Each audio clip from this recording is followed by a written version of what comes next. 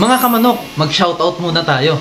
Shoutout po kay Sir Sion Mini Co-op from Nueva Ecija.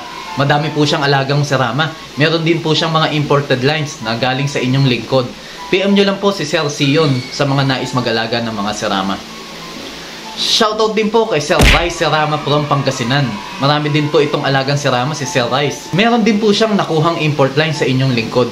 PM nyo lang po si Sir Rice Sirama sa mga gusto mag-alaga ng sirama. Maganda at malawak ang co-op niya. Shoutout din po kay Sir Katniss Brill Sulit from Pampanga. Isang idolo sa pagsisirama. Hello po Sir. Pagkakaalam ko, Shakil at imported lines din po ang hawak ni Sir. Sa mga gusto mag-alaga ng sirama sa Pampanga at kalapit bayan ni Sir, PM nyo lang po siya. Sa mga hindi pa po nasya-shoutout, next video po uunti-untiin ko po kayo. Salamat po sa pag-unawa. Maraming salamat po. Another day mga kamanok. May nag-message nga po pala sa akin si Sir Gerald de Guzman. Ito po yung kanyang request. Idol, request po. Pa-content nga yung problema ng ibang newbies na di naglilimlim na hen at yung ibang kumakain ng itlog.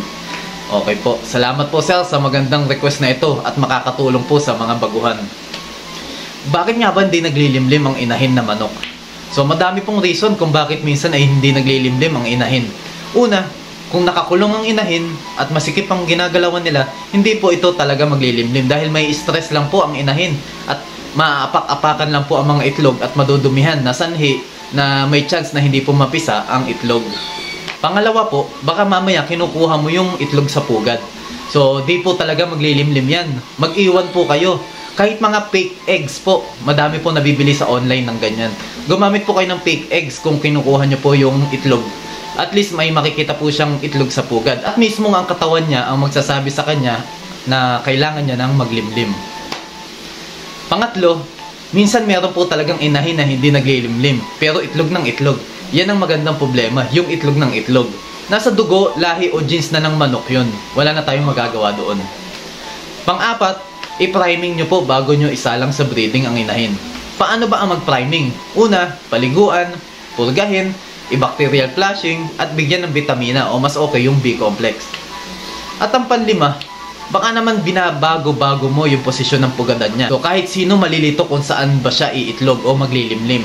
So ang magiging epekto ay mawawalan siya ng gana maglimlim dahil nga paiba-iba ang pwesto ng kanyang pugadan. Yan ay ilan lang sa pwedeng dahilan kung bakit hindi naglilimlim ang isang inahing manok. Madaming pwedeng rason. Pwedeng may dinaramdam ang isang inahin.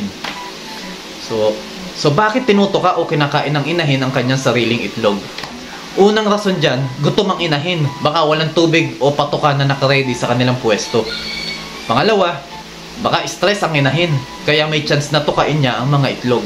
At pangatlo, at madalas na dahilan kung bakit nangyayari ito ay kulang sa calcium at proteina ang isang inahin.